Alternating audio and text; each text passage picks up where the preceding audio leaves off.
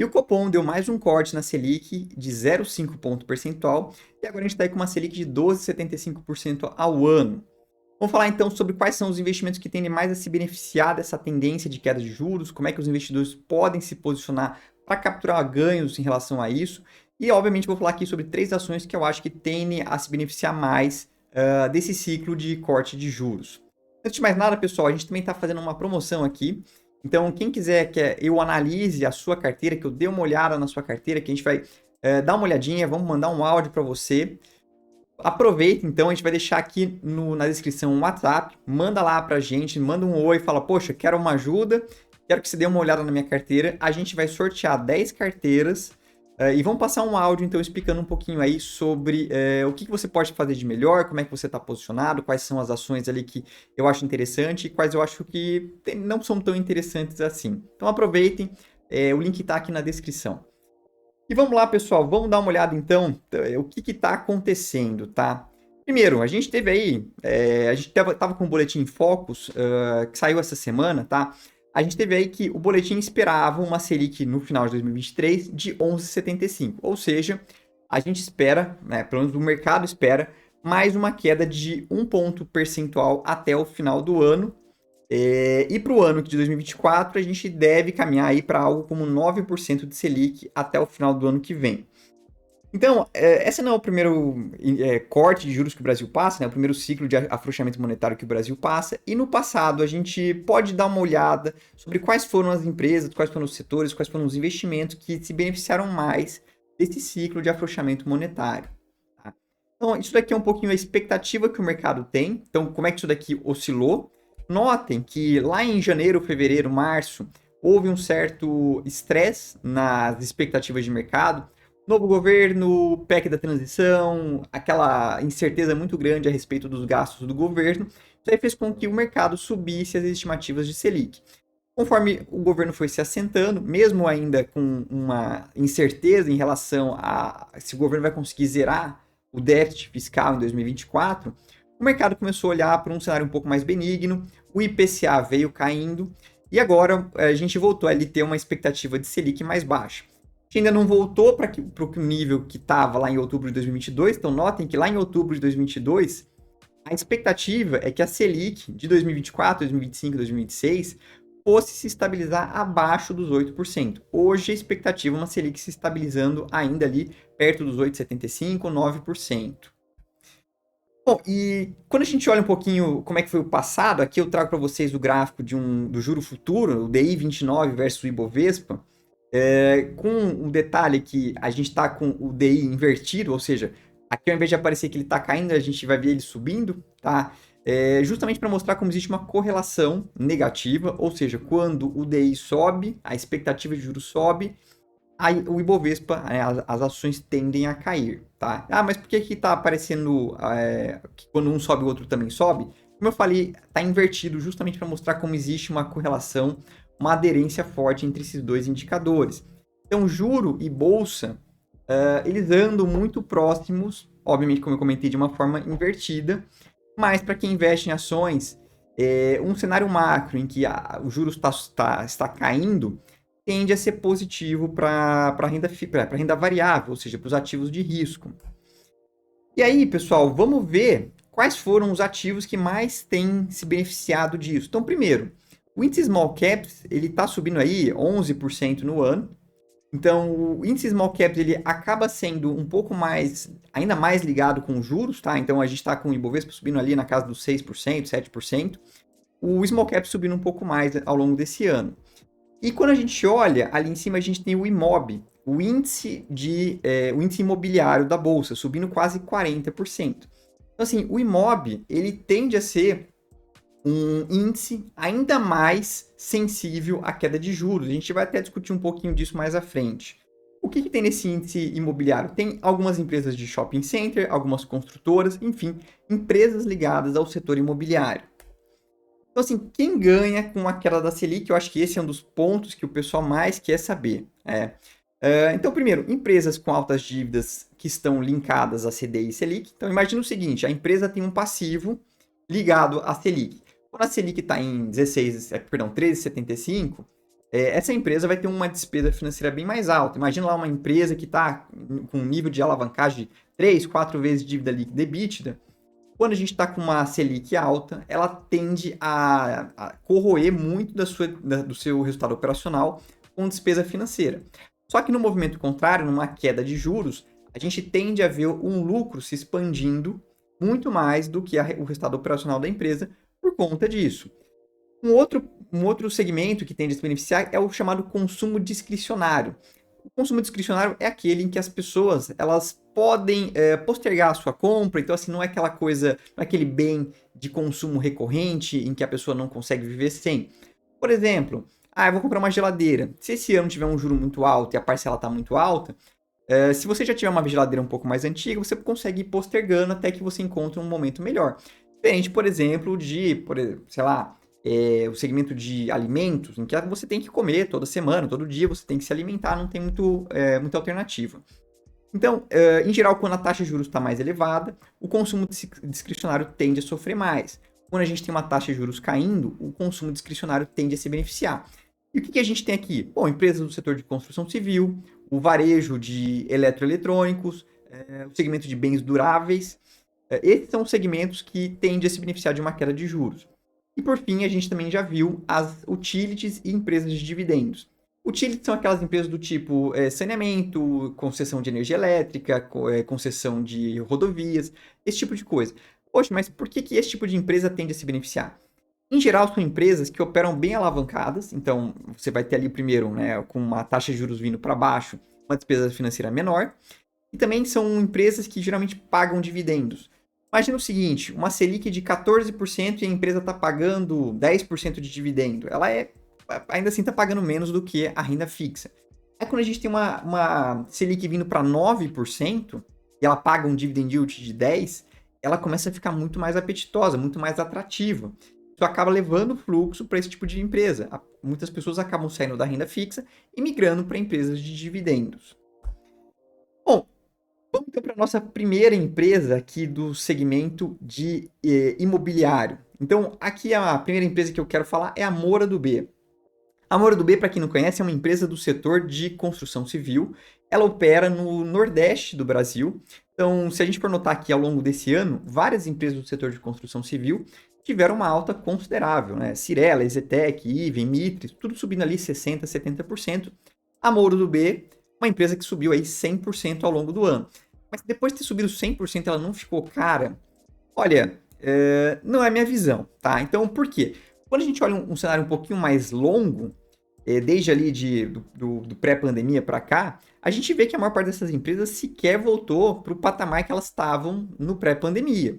E a gente tem que considerar que de lá para cá a gente teve inflação, os imóveis acabaram se valorizando, enfim, isso aí tudo deveria contribuir para que essas ações deveriam estar subindo, né? Deveriam estar com algum retorno positivo.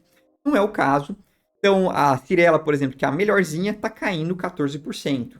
Nesses, sei lá, 2, 3 anos mais ou menos aí, a gente está com uma queda ainda de 13%. A Moura do B, 33% de queda. A Iven, 42%, Ezetec, 50%. Então, imagina o seguinte, pessoal. Uma empresa que caiu 50%, para ela voltar para o preço original, ela tem que dobrar, ela tem que fazer 100%.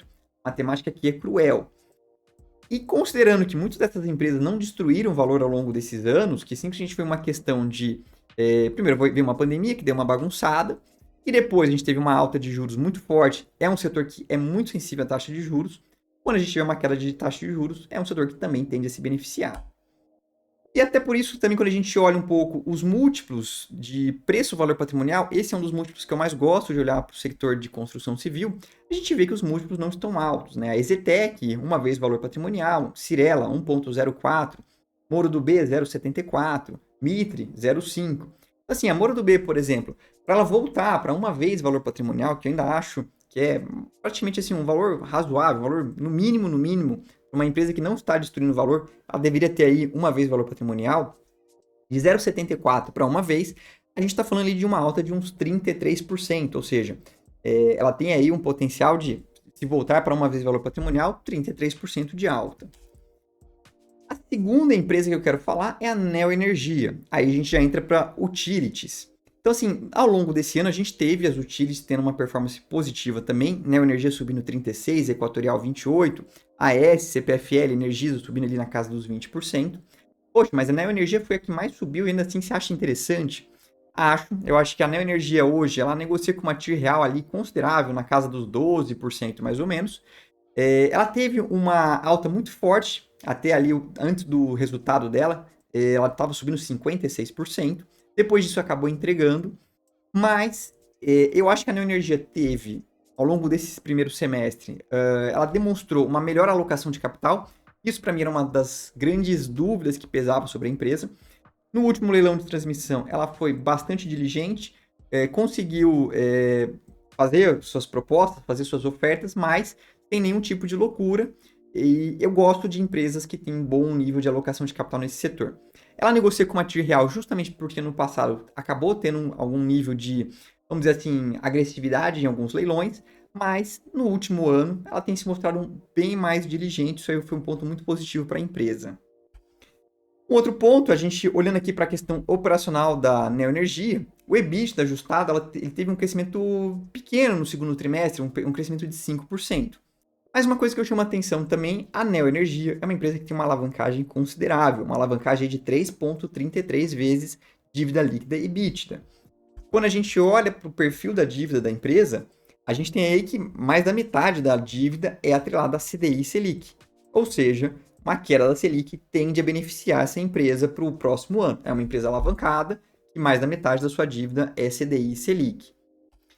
Bom, e aí a gente chega na nossa terceira empresa. A gente está falando da HB Realty. Antes de continuar também, pessoal, não esquece de se inscrever aqui no canal, de deixar o like, ajuda demais. E lembrando também, como eu já comentei no começo do vídeo, se você quiser que a gente dê uma olhada na sua carteira, que a gente analise, então aproveita, a gente está aí com uma promoção e já vai pegar e vamos sortear 10 inscritos, vamos dizer assim, aqui no nosso canal. Então você pode aqui no nosso link da descrição, a gente tem lá o nosso WhatsApp, manda lá um oi, fala, poxa, queria que o Léo desse uma olhada na minha carteira, manda sua carteira lá no WhatsApp e a gente vai sortear 10 carteiras para mandar um áudio explicando um pouco o que a gente achou, o que tem de positivo, o que poderia melhorar na sua carteira. Então, não esquece aí, vai lá no nosso WhatsApp e manda a sua carteira. E aí a gente chega então na nossa terceira empresa, a HB Realty. A gente agora entra numa empresa de real estate, uma empresa de propriedades. Bom, primeiro, a HB Realty ela está com prejuízo no primeiro semestre. Então, poxa, o que aconteceu, né? Bom, quando a gente olha o resultado financeiro, a empresa está com uma despesa financeira de 27 milhões no segundo trimestre, no semestre consolidado 57 milhões, sendo que a gente teve um EBITDA no primeiro semestre de 49 milhões. Então, ela tem uma despesa financeira maior do que o seu EBITDA. Isso faz com que ela tenha um prejuízo. E aí, o que vai acontecer? Bom, primeiro, a HB Realty ela fez a abertura do seu capital mais ou menos uns 2 anos atrás e ela investiu muito. Ela teve um CAPEX intenso para conseguir tocar obras, projetos. Então, assim, ela tem muita coisa dentro do pipeline dela. O nível de dívida está bastante elevado. Mas, quando a gente olha um pouco o nível de desconto dela, o valor dos seus ativos é uma empresa que o valor justo do seu, vamos dizer assim, o valor patrimonial da empresa é de 1,9 bilhão e a empresa vale 550 em bolsa. Ou seja, ela negocia a menos de 0,3 vezes o seu valor patrimonial. É um desconto muito considerável para essa empresa. Quando a gente olha para os ativos da HB Realty, são ativos bons, são ativos de qualidade. Então, assim, é óbvio que ela está num momento em que a alavancagem pesa, mas caso ela consiga vender ativos, e hoje é uma das grandes diretrizes que ela tem, vendendo ativos, ela consegue desalavancar e reduzir basicamente o seu nível de endividamento, bastante o seu nível de endividamento. Bom, e aí, como eu falei, né, a estratégia dela hoje, ela sabe disso, ela tem se focado em buscar venda de ativos. Com a queda de juros, a gente vai ter um mercado de fundos imobiliários, um mercado de real estate mais aquecido e vai permitir que ela consiga vender os seus ativos em preços melhores. Ela quer vender, mas ela quer vender no preço certo, faz total sentido. Ela fala aqui um pouquinho quais são os ativos que ela tem intenção de fazer a sua venda, né? O 3AHBR Corporate Tower, hotel, alguns ativos do Convém. Eles falam também de alguns outros ativos potenciais, mas o que importa de fato é vender no ativo, ela consegue desalavancar, ela consegue destravar bastante valor. E também, até aproveitando, essa semana a gente teve aí a São Carlos divulgando o seu empreendimento, né? Eles fizeram a venda de alguns ativos do seu portfólio, no caso aqui foram 4 ativos do seu portfólio, uma venda que totalizou 865 milhões de reais, ou seja, um valor bem considerável. A venda saiu num cap rate de 7,4, considerando a receita de locação dos contratos vigentes, ou seja, só considerando aquela receita que já existe, ou seja, não está colocando ali na conta ainda uma potencial receita de vinda de vacância, mas ainda assim um cap rate bem interessante. Um cap rate de 7,4 é um bom cap rate. A taxa interna de retorno pós-impostos dessa operação foi de 27%, uma TIR real muito gorda. Porém, o valor da transação foi 14% abaixo do NAV, do seu valor líquido de ativos, ou seja, o valor justo o valor justo avaliado dos seus ativos.